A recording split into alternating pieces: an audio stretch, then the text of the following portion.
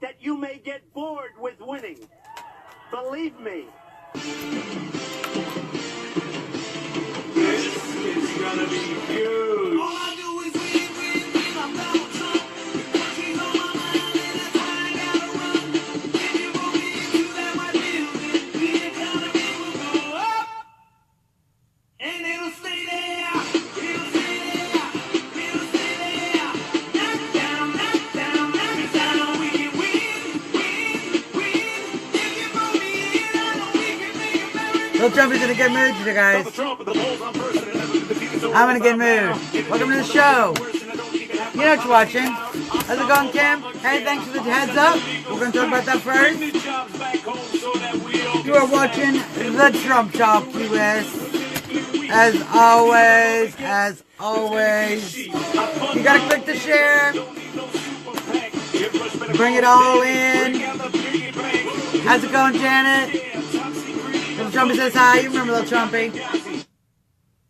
Oh, I'm getting my jam on. Zuck is like, no.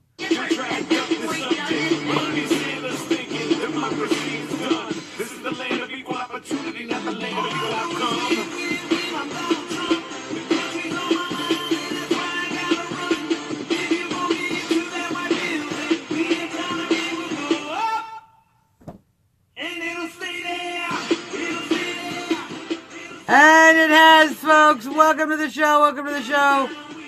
You are watching Trump Talk US. Welcome, welcome, welcome to the show. Glad to have you here. Got a lot of stuff to talk about today. It's Monday. We're getting ready for the State of the Union tomorrow. Let's talk about that first State of the Union tomorrow. I'm very excited. A lot of Democrats have decided they're going to boycott the State of the Union, which actually, I think is appropriate for them because they've actually boycotted running the government too. They've boycotted doing their job. Oh yeah, Marguerite. Welcome to the fun. They've basically abdicated their whole entire responsibility as elected officials. So I don't think they should be at the State of the Union.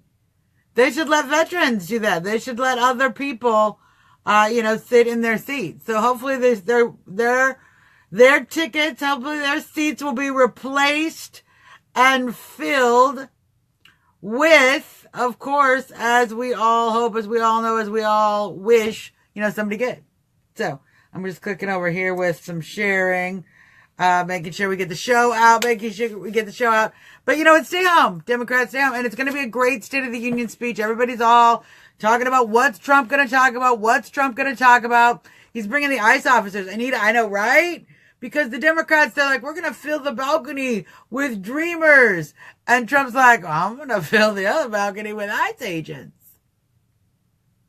This is what I love about that too. It's a double side. Because one, it represents what we're really talking about. And that the Democrats are more than interested in merely propping up their votes and using people as tools, okay? And what Trump is suggesting by bringing the ICE agents is, one, who that affects is law enforcement. Who that affects is these individuals. When you tell people it's okay to commit a crime, when you tell people it's okay to break in, when you tell people it's okay to come into this country illegally, you're basically telling them it's okay to defy these Border Patrol people, these Border Patrol agents. Their jobs are irrelevant. Their lives are irrelevant. Because we all know in the process of being border agents, these men and women, their lives are literally put on the line. We lose border agents all the time. They get shot.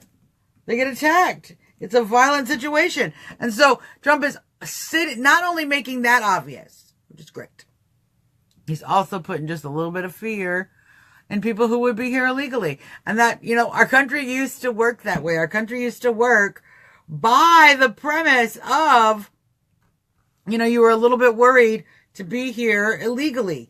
Now we quit doing that. That's what's unfortunate. We quit doing that in this country. I don't know. I don't know how Anita, that is always a question, because do you understand what you have to do just to go to a tour of the White House? You have to send them their social security number. You have to send them your information. You have to send them all this stuff to let them know who you are before they let you even in the White House for a tour. I'm presuming that they have to do some kind of background check. Additionally, I'll see. Look, now it's gonna pull up. This is I can't now. Zooming. Now we're in a loop. That We're in a loop. Hold on. My sharing has put us in a loop. My bad. they have to do folks. some kind of background check. Additionally, Oh, we're just gonna mute the loop. Great.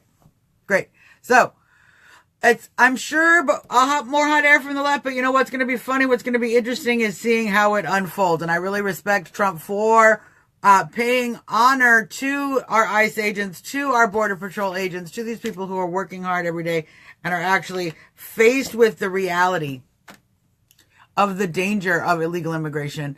And, they're the ones who might not come home that day because, illegals tried to get across the border because a coyote didn't like the way that, that Border Patrol was in the way. Sorry, I gotta figure out. Sometimes my phone does not understand Do Not Disturb because every time I do this show, I put Do Not Disturb, which means I should not be getting any phone calls. Phone calls. How are phone calls still coming in? Ridiculous. So, State of the Union address appears to be great. Everybody should watch it. Everybody should enjoy it. I suspect it's going to be a fantastic speech and all of the haters are going to poo. You remember how it was with the inauguration speech? They were like, oh, it's so dark. Except for I was there and I was like, that was like the most positive speech I've ever heard. So it's going to be panned, but we're going to love it. So I just watch. Wednesday morning we wake up and I'm like, yay, we love it. And the news is all, that sucked. It's not hard to predict these things, you guys. This is really, it's not any psychic ability. I know, I literally did. I gotta literally turn off the phone part of the app. Yeah. It hopefully should it should keep freezing, Kim, because that's very frustrating. Hopefully it will keep freezing. Let's see if it'll do that. I know, I'm very excited I need a sign that comes up. I need to put a little message that says, hey, I'm on the show, you guys. Call back later. So, look, we'll figure it out. They'll figure it out when I don't get a call. Let's leave a message. Deal with it. So, let's talk a little bit about a few other things. McCabe resigned. Andrew McCabe, as we know, Deputy FBI Director, resigned as he said he was going to resign for some time. He's finally actually resigned. Again, not actually resigned. He kind of Franken resigned. I'm going to start calling anytime when you kind of half-ass resign and you don't really resign, you're still working there. Mary. Basically, the phone. Look, we have Facebook app. You have all different parts of the phone. The phone is its own kind of app. I guess I could turn that off, but I literally have turned off Do Not Disturb. So, Do Not Disturb for me, nothing comes in. No one calls. That's it.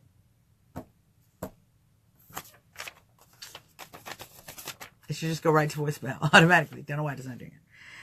Samsung, my phone, I'm just barely red pilling the phone, you guys. It's finally stopped whenever I type president asking if I want Obama. Yeah, it's finally gotten onto Trump, and it started to know commies. When I type COM, it's like, commies? Do you want to say commies? Yes, phone. You're learning me. We're slowly red pilling the phone. Yes, he's semi-resigned. Franken resigned. He has resigned, but he's still getting paid until March so that he can get full retirement benefits by staying on the payrolls until March. So, it's probably the Russian bot track race. I don't understand really why. Like, you said you were going to resign in December. Now you said you have resigned, but you didn't really resign. And you're actually going to be off. We're going to stop paying you in March. So why didn't you just come out in March? Deploy. I haven't figured out why he's doing it right now. We'll figure it out. It's going to unfold. We're going to see what happens. But it's a Franken resignation, you guys. I just want everyone, if you're excited about it, don't be excited about it. Just recognize it's a Franken resignation. Okay, it hasn't happened yet. And now he's walking around like Frankenstein, like he's just like, he's Walking Dead at this point. But still getting paid. This government, man. Swamp, man. It's deep and it's stinky. And it makes you so mad. That's going to be the picture. Right there, that face with That's going to be the one it freezes on. Let's just talk about that. Okay, so I want to talk a little bit about some fake news. You guys, fake news. Cammy probably resigned only to avoid criminal liability, but is he going to get, like, he's making a window. That might be one of the things he's doing, is making a window, where the other side has to, can exude pressure, or then there's a legal change, and so then they can't do it anymore. I don't know. Maybe. We're going to figure it out. It's some reason. But I don't think that it would, avoid him having any criminal liability, because he was working. Yeah, he just wants to get his full retirement benefits, but I don't understand why he just didn't wait till March then. Ultimately, Anita, I mean, just in March, be like, okay, I'm resigning like I said I was at Christmas. It's to move the news somehow. It's to move the news. Probably because they love fake news. They're all about the fake news. Okay, so latest fake news. There's fake news going out that Donald Trump, not the Trump administration, Trump has suggested that he wants to set up a 5G network that the government can control. A national 5G network. Okay? That's what the news is saying. Oh, and Jeet, what's his face from the FCC? The FCC director, everyone is so like, oh, they're fighting. There's conflict between Trump and the FCC chairman. Then you read the article. This is what I find so annoying about the fake news. If you just read the article, you just get in the article and you read the article and you're like, that didn't say anything the headline suggested. How many times have you read an article? It didn't even suggest none of what's in the article is about what the headline suggested. Again, this is the situation. So, apparently the Trump administration, members in the Trump administration had presented Trump the possibility of building a 5G network, what 5G network would do, how the government could do it at this cost, if the government wanted to do it, and how that would improve security. Now, that's not the Trump administration. That's people in the Trump administration has suggested that we could do this, okay? Now, we also already have AT&T and other business people in the industry working on the 5G network. Yeah. So, now, FCC chairman is like, well, I think we should use a business model. We should get business to do it. The government should do it. There's a conversation going on. Okay. But see, the conversation is happening. They're talking, right? But the news reports, they're doing this. Fighting. But they're not fighting. It's just a conversation between one government agency and the FCC. And that's natural process. Natural government. That's naturally what has happened. That's what has happened all along, is that these two agencies might not agree on the model of doing something, so they conversate. This agency says, oh, well, that's illegal. You can't do it that way, but you might be able to do this and help, and we can do it this way. And they're like, oh, well, how can we? It goes back and forth. Okay. So there's a possibility of a 5G network, which will be great. And I think as always, me, will support a free market solution to that. Are there people in the administration who might like a bigger government solution? Sure, they're going to suggest that. That doesn't mean it's happening. That doesn't mean Trump is supporting it. That doesn't mean Trump is fighting with his FCC chairman. He's not doing any of those things. Nobody is doing any of that. Just the mainstream media. So, just wanted to let you guys know, when you get into the 5G thing, get into it, study it, because it's going to be it's definitely something that could be beneficial, but it's fake news. So let's talk about the biggest fake news of all. Grammys. You guys, the Grammys. The Grammys. Everybody's talking about the Grammys. And here's what's sad. Here's the saddest part. I just need a little bit of hydration for this, because it gets me so choked up.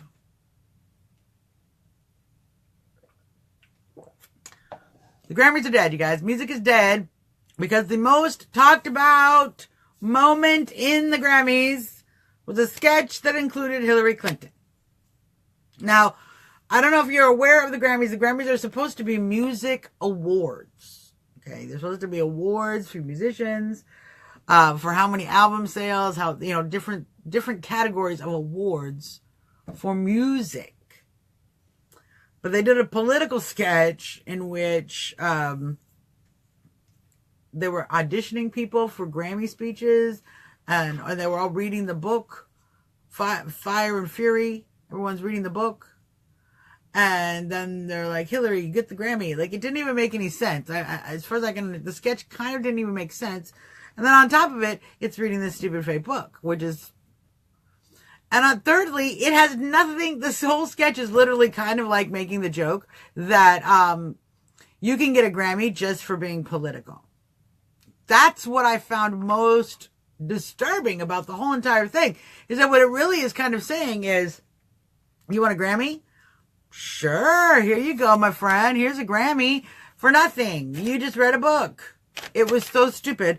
But everyone's talking about it. Even Don Jr.'s tweeted about it. You know, we're all kind of having a good riff at Hillary Clinton about it. But the entire process has been stupid. I mean, the Grammys, the entire event, it undermines the entire event. And that's what everybody's talking about today, which is very, very pathetic. That Hillary Clinton is the most talked about thing at the Grammys. That and Jay-Z, of course. And, you know, we're not talking about Jay-Z. The problem is, you'd think it was, oh, Grammys. I totally cheaped the awards. I agree. They were like, oh, the Grammys. Well, that's why we're talking about Jay-Z. No, we're talking about Jay-Z because some moron news organization put on, yes, it was insane.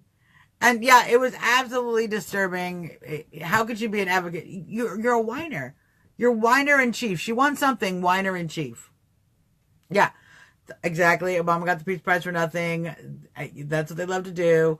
The award they give to themselves. Yep, Anita, exactly. Now, here's the thing. We're not even, what we're talking about with Jay-Z, did that happen at the Grammys? No, some news organization thought that Jay-Z was an important political commentator and that we should listen to what Jay-Z thinks about how we should be kind and loving to people, which makes me make this face because I know the history of Jay-Z, and you're like, really? You're going to come out and be like, this phone, people calling. Do not disturb, not working. We move on. So what the heck with Jay-Z? Like, you're literally the least, yeah, of course, Mary, I know. He's rap. I'm not surprised you haven't heard of him. But he's violent. And he's had a violent history and a violent past. And we all know, everybody knows his violent history and his violent past. So for him to go around telling people it's stupid. It's absolutely stupid. But there it is. Now that has nothing to do with the Grammys. We're just talking about what JC said about the president. President Trump tweeted back, and I think makes a rational point. We all need to kind of start to recognize why are we letting these entertainers, he beats women with love, I know, with nothing but love in his heart, right? Exactly. He's a domestic abuser. He's attacked family members violently. He's a thug. But, the president tweets a very good point. We need to stop listening to celebrities when it comes to politics. I don't know why we keep listening to celebrities, rap musicians, rock stars. I don't know why we're listening to any of these people when it comes to politics. It makes no sense. It makes no sense to keep going back and back to entertainers in regards to our political situation. Now, everyone wants to say, well, Trump was an entertainer. And I keep having to make this argument. I guess it's an argument. It's more like just a sound point. Trump became a reality TV star because of his business success. The reason he was the boss on The Apprentice is because he was lots of people's actual boss in his real life success. So Trump wasn't just a reality star that got successful and made a bunch of money. Trump was a businessman who went on reality television because of his success. Like the pawn shop guy, like all the sharks on Shark Tank. They're already successful. That's why they're hired for these positions. This is the same thing with Trump. I love this. Trying to be relevant but failing needs to be the news hashtag in the comments every time these people... Yeah, it's sad. And what's even more sad is that they're really trying to build album sales. You know, that whole meltdown Eminem did was just try to get album sales. It was absolutely ridiculous. John wants to complain. Let's see how John has to complain. John says, you know, by being Facebook Live, you are no different than the entertainers you are complaining about. You are less qualified than they are to talk about politics, but that's not, that's all. I want to read the rest of it and stop blocking me yet. But that's not the point. In America, we all have a voice. Oh, they have a voice. But see, this is what, John, here's the problem. Here's the problem. One, I am actually more qualified to talk about it than they do because I actually talk about it all the time. I actually study, do relevant research. I do the work of a pundit. I don't make a rock album, woo, and then show up to get an award and be like, I want to talk politics all of a sudden. I don't do that, that's what they're doing and what I'm doing. But here's the other thing, and here's the other problem. Here's the other problem, John. They have a ginormous platform to preach their politics when why they're supposed to be on that platform, okay, is because they made a song that people like to dance to. All right. Now, I'm on this little bitty box right here. This little bitty box right here. Okay. I'm on this little bitty box right here because I want to talk to you about the news. I didn't make a song that everybody wants to dance to and you're here to give me an award and I'm going to give you politics. And instead of a thank you, I say I'm going to give you politics and I give you politics. And everybody comes here knows that they're trying to get politics. So we're going to just go back over here. We're going to go like that. And just like that, the problem goes away. See here, you get what you pay for. You get what you pay for. Okay, over there on the Grammys, you don't get what you pay for anymore. You get politics in your face. Okay? Yeah, bye-bye, John. Politics in your face. Now, see here, you know, what does it say when we show, when the post comes up, it says Trump Talk, U.S., live in D.C. with me, Suzzanne Monk. And then I tell you the topics. I even tell you all the topics we're going to talk about. So you know exactly what you're getting. And then when you come on here, we talk about exactly what the topics are. Now, when it says Grammys, okay, I'm like, oh, music awards.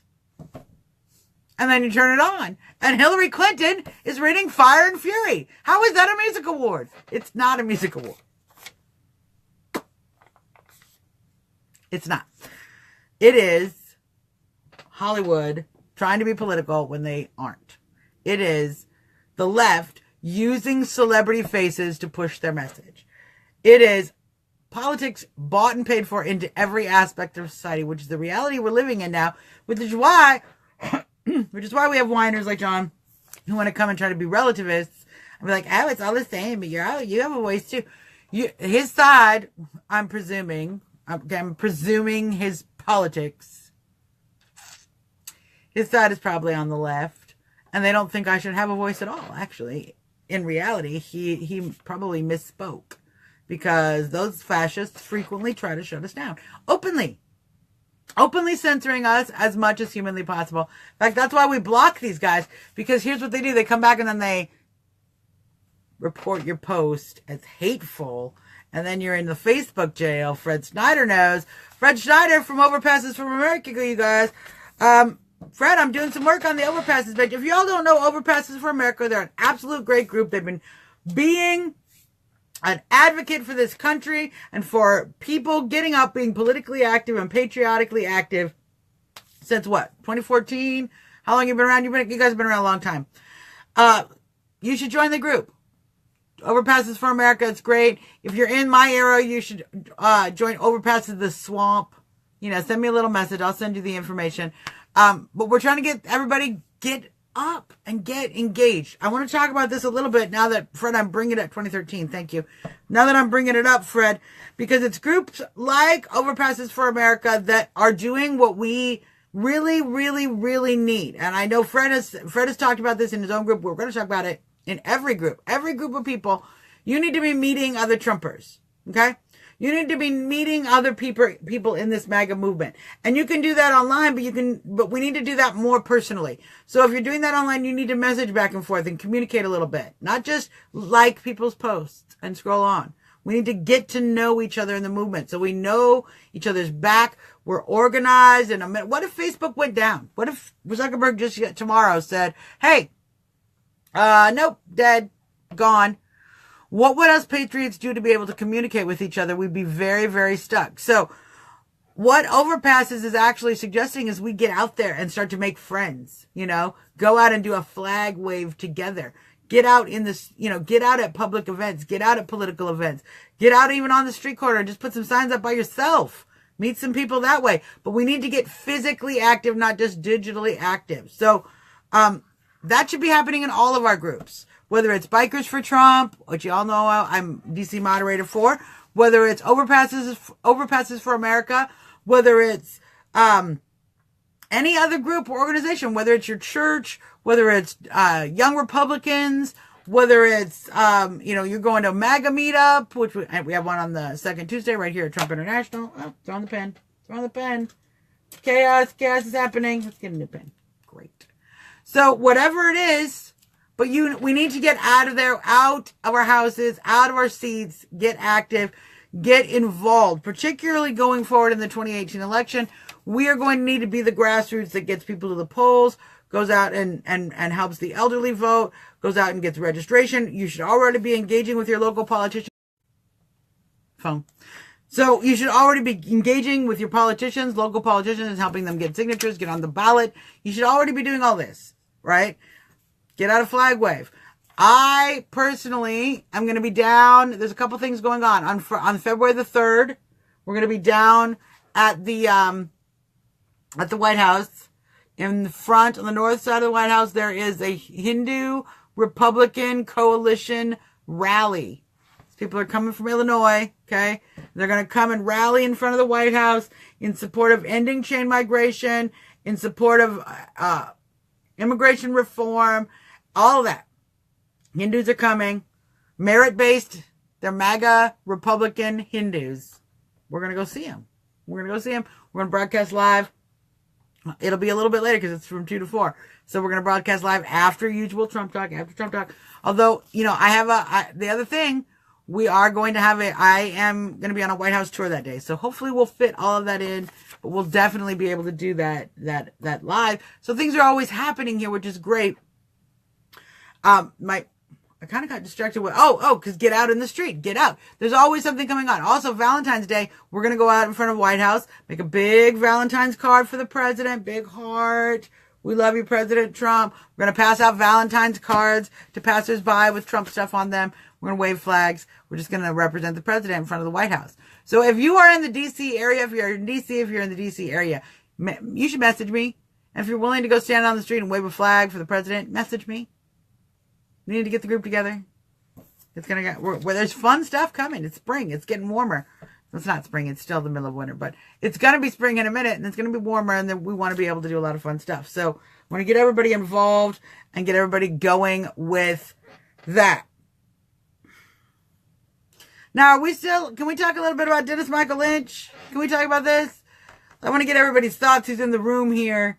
Dennis Michael Lynch freaking out. Yes, carry voter registration cards. Oh, yes, always.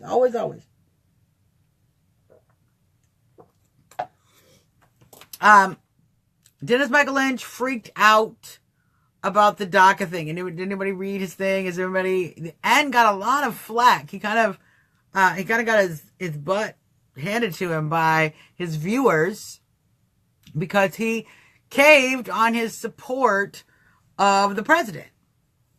Unfortunately, he caved on his support of the president. Now, of course, that went badly. Of course, that went badly for him. Because if you read his paranoid, panicky delusion post, he's just freaked out by leftist talking points. He's freaked out. Okay? As we all know, President Trump, all the people on my feed, I just want to say, all the people on my feed have been totally great. They've been great. They've been calm. Everybody on my feed has been calm. Nobody has been freaking out about DACA. Everybody understands that there's been negotiations going on. President Trump is operating the art of the deal. Okay? And it's a very simple, we did a nice little graphic. We're going to do a nice little graphic again. It's very simple. art of the deal, and what he's done is he's putting, I just want to kind of, yeah, he did. He jumped ship like a scared child. See, this is the table, okay? This is the negotiation table. By putting DACA on the table, by having a conversation, okay? Here's Trump. He's always smiling. Okay, and here's the Democrats. I'm not going to draw real great, but they're always sad. They're angry.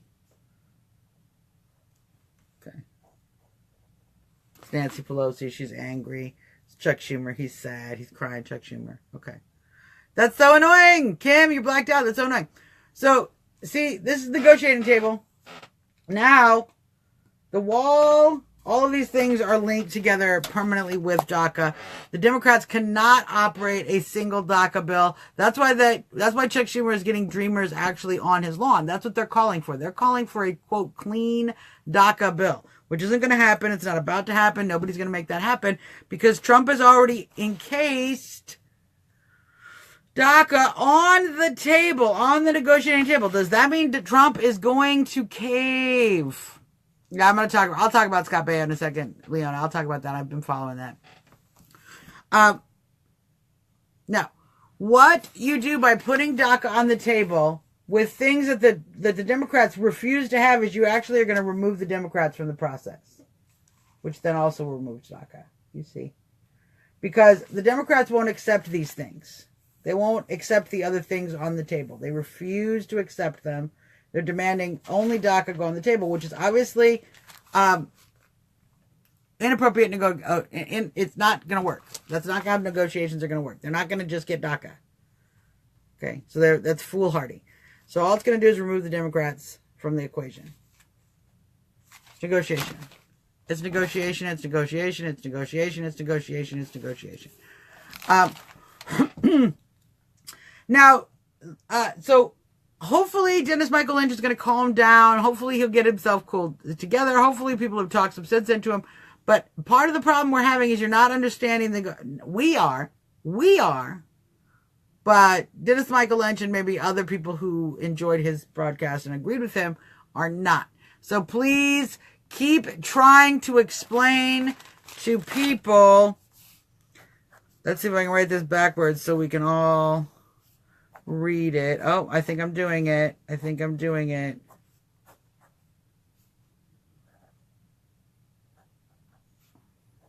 Hold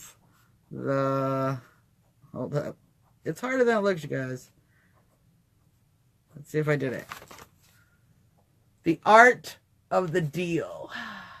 Yes. Art of the deal. The art of the deal. The art of the deal. We got to keep explaining it to our friends. Please keep explaining it to your friends. Please keep telling people what Trump is doing. Because some people are still not understanding and they're still not freaking out. Other things for other plans for a big new voting bloc. Yes, the other thing, that's exactly what Mary said. The other things, the wall, ending chain migration, bringing in merit-based migration, containing who even applies for this DACA premise. Moral character, gone to school, has a job. Your parents don't get in just because you're in. All of these things actually stop. Hello, LOL. Chris's comment, LOL, actually stop the plans the Democrats are using for this. The Democrats want to bring in DACA because they feel that it can bring them years and years of future amnesty in individuals, future votes. We can bring, all of that. That's what they think. But all of the other things Trump has included and insists on are going to prevent this from being a success. It's a brilliant level negotiation, and you guys got to get... If you don't understand it,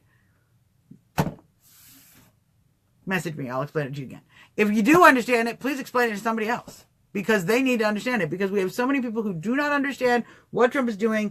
And it's making me do this with my head. It's very frustrating. Especially when you see people like Dennis Michael Lynch just totally fall off the train. Like, not just... That's very frustrating, Mary.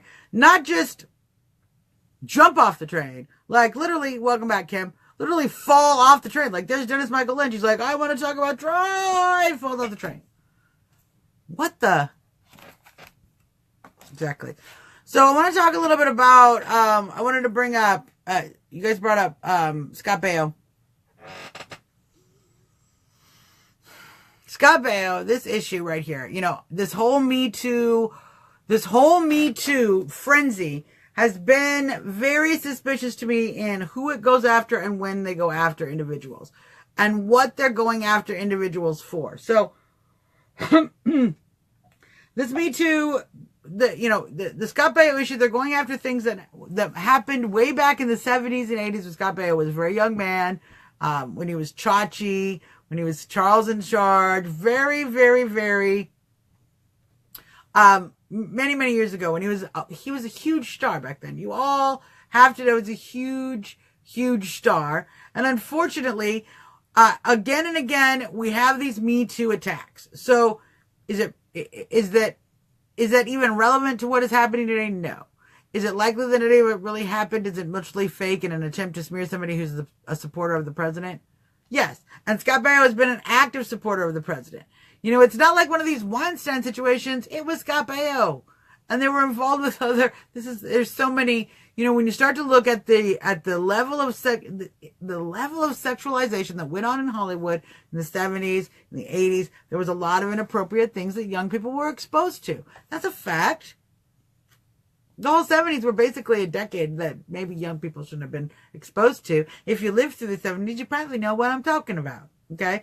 But nonetheless, these are things that actually happened. We're actually now coming back around to bringing them up as if it were all heinous. I mean, have you heard these articles where millennials can't watch James Bond anymore because it's too offensive? And they couldn't watch Friends because they thought it didn't have enough racial integration. Like, this is the problem. The snowflakes can't handle the past. Yes. And again, Anita, you are making such a huge point. And this is what we're experiencing with all of these smears, with the smears against President Trump, against Roy Moore, against this tactic used by the left, where they make false or unprovable sexual allegations. Scott Baio is doing the exact right thing by demanding, look, if you guys are going to make these allegations, you should have gone to the police. If you didn't go to the police and have these charges, then I might have to sue you for slander, for defamation of character. Correct. The same thing happening under the Roy Moore situation, and it goes on like this. So I am proud of Scott Baio. I've been proud of Scott Baio. You know, we all love Scott Baio, but I've been proud of him since he stepped on the Trump train, because he has been he's taken a lot of heat. He's taken a lot of frustration. And now with this last situation, he's literally being smeared for his childhood, for growing up in the 70s, for being a 70s kid. And, you know, now we're in the new millennium. We're in the 17 or whatever, 18, and it's now Me Too era. So let's all just smear everybody that's on the right because we can. For nothing. Or for consensual acts at the time. For crying out loud. Consensual. I mean, we might want to look into Scott. To be fair, Scott Baio was young. How do we know somebody else didn't exploit him? The cycle continues, you guys. We have to be very aware that the cycle continues, you know, and some of these people were blaming, you know, there's this anti-male sentiment. Some of these young people were blaming for being involved in this stuff were sexually exploited themselves, and nobody wants to talk about that. No one really wants to talk about what happened to young men in Hollywood unless they were treated, unless they were exploited as gay. And even then they don't want to talk about it, as we all see. They immediately shush that up. And what are they bringing up? All these hot starlets who were on the casting couch. And me too. Where's the Corey Haim's and Corey Feldman's Me Too? You know, where is their Me Too moment? Where, you know, young boys who were sexually exploited, where's that? Are they being supported in the movement? Or is Corey Feldman and Corey Haim, who you really seeing is these pretty little starlets, coming out and saying Me Too? Who's being promoted by the media and the Me Too movement? Because my observation of it is that we have young women who are being exploited yet again by Hollywood by being put in front of the camera and saying, say Me Too, say you don't want to live like that anymore, and then we'll come out with these new changes. There's new rules now. You know, the Academy has come out with new compliance rules, and you can sign up your film as having a certain certification for sexual harassment compliance, you know, non-sexual harassment compliance. So then they can add this little thing, this little sticker to the movie, boom, and everything goes on just as usual. But what they want to do to promote that, what they want to use to promote that isn't the Corey Feldmans of the world who have experienced real trauma and frightening child pedophilic trauma. What they want to do is just kind of put the pretty girls who, might have, caved to the whims of a unscrupulous producer to get that movie role. They're sexualizing, even, makes you so mad, they're sexualizing the fight against sexualizing. Hollywood. It just really, really, really, really frustrates you. It makes you super mad because they're literally doing it right in front of your face, what they're saying they're not going to do anymore. Well, we're not doing this thing where we exploit young women for their sexual image, and we're going to prove that by wearing black dresses of dental floss. Hollywood, you've lost your mind. Yeah, all Hollywood experiences, not just the ones who, I know it, Anita, I know. Remember, I was sitting on the couch with the girls with the mouth opens, and yeah, did anyone watch no, I don't think anyone watched the Emmys because we're fed up with watching all this stuff. Yeah, black dental floss. You saw what these girls were wearing. Oh, I am standing up against sexual exploitation. That's why you can see all of my naked butt. Don't look at me as a sex object while my nipples are poking right through this dress that is completely sheer. Oh, it's so frustrating. All right, you know what else is frustrating? Let's talk about this. Where's my notes? Joy Villa. More Grammy news. Joy Villa. Very frustrating, okay? Very frustrating. If y'all got a chance to see Joy Villa, she wore a quote-unquote pro-life dress. There's this white dress, and then down here on the big white dress, no, nobody does, Fred. Nobody does. It's stupid. They're not. The whole show is stupid. And it takes way too long, and nobody cares. So on the dress, there's this rainbow heart, and inside there's kind of a crappy-looking fetus. And I say crappy-looking because it doesn't look very fetal. It's kind of like a blob with arms. It looks kind of like a T-Rex fetus. I gotta be honest. It does not look like. And then she has a little purse. Joy Villa, she's actually a recording artist, and I'm gonna tell you a little bit about her in a minute. I know, Kim, I know. She had a little purse that says "Choose Life" with the thing, and then she put a crown. This was her outfit. Now, I bring this up because we all, for those of you who followed the Joy Villa situation, we know that Joy Villa wore the MAGA dress. She got really well known, and she got into the Trump movement and became an advocate for President Trump because she wore this MAGA dress. She was actually going to run for office. She got the attention of the president. She was in, with Katrina Pearson and all these people. People had brought her into the highest levels of the Trump administration. Just recently, over the Christmas break, she accused Corey Lewandowski of sexually assaulting her. By sexually assaulting her, she means smacking her on the butt. And then when she said don't do that, she smacked her on the butt again. Now, so she claims that she filed charges with the police department against him for sexual harassment. There's been mixed evidence as to whether those charges were actually filed. She canceled the press conference that I attended. Not because I attended it. I'm sure she didn't know I was coming. That would be funny, though. But no, it wasn't my fault. She canceled the press conference so she could go on Good Morning America and continue to try to smear Corey Lewandowski in these sexual allegations charges that she actually ran to Politico and talked about. Now, what that has really allowed to happen is some facts coming out about Joy Villa and her connection to the Church of Scientology. She's actually deeply, deeply, deeply connected in the Church of Scientology. She the address, the alleged address that she has given on the alleged police report is an address to a Scientology house. She has been a poster child, literal poster child for the Scientology movement. They have used her image to promote Scientology. They are deeply connected with her.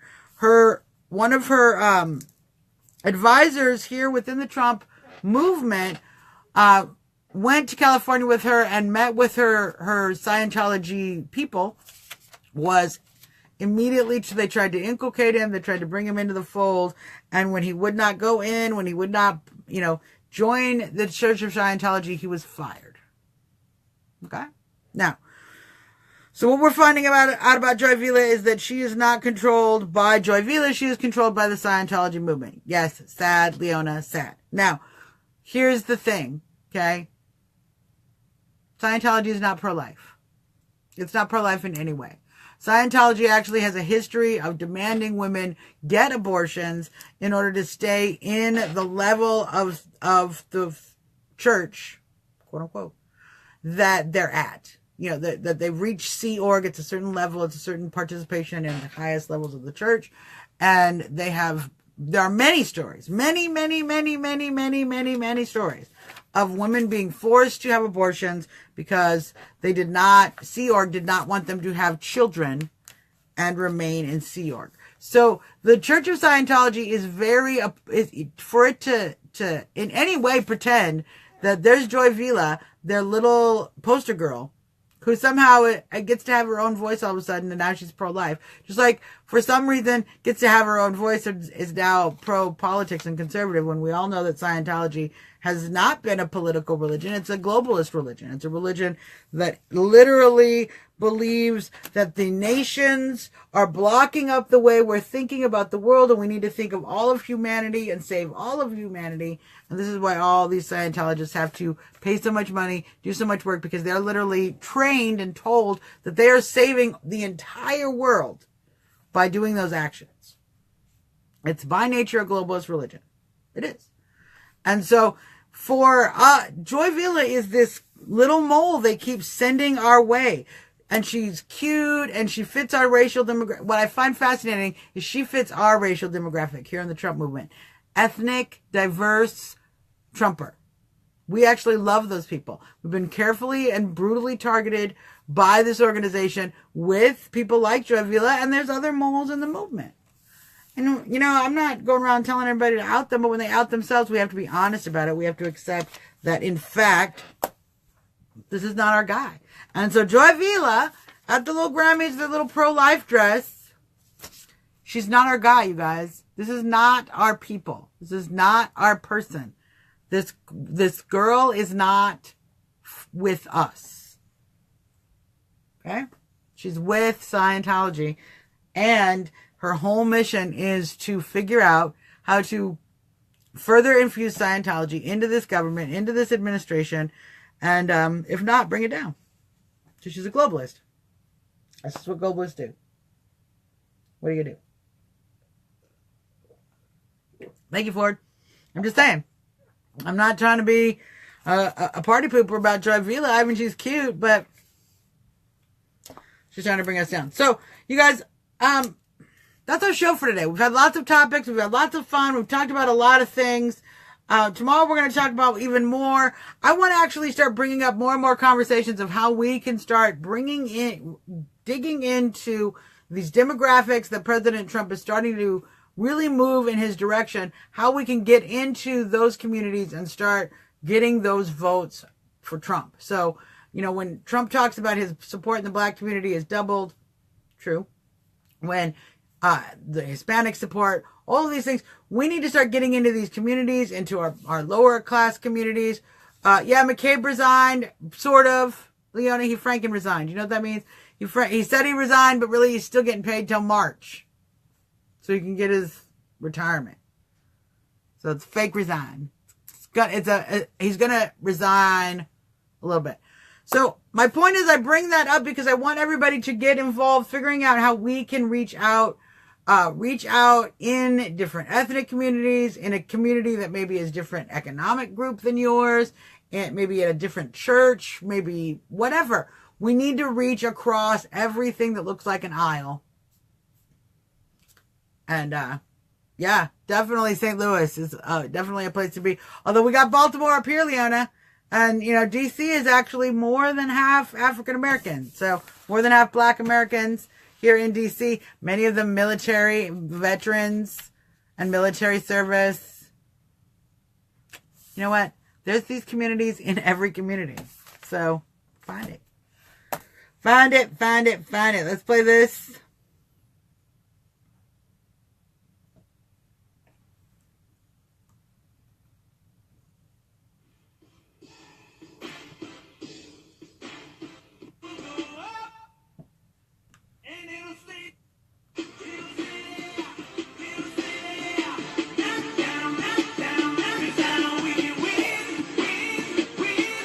For the people who think that Little Trumpy is dumb, in your face, Little Trumpy is awesome. For the people who don't love my president, too bad. I love my president. For everybody who is here watching my show and loves Donald Trump with me, big hug, you guys. Love you. Love you, love you, love you. We'll see you tomorrow. It's going to be a good day. I'm excited about the State of the Union. I'm excited. First year, we got 7 more to go, you guys. See you tomorrow. Go Suzzanne Monk. Something out. Always happy to do it, Chris. Always happy to do it. Love you guys.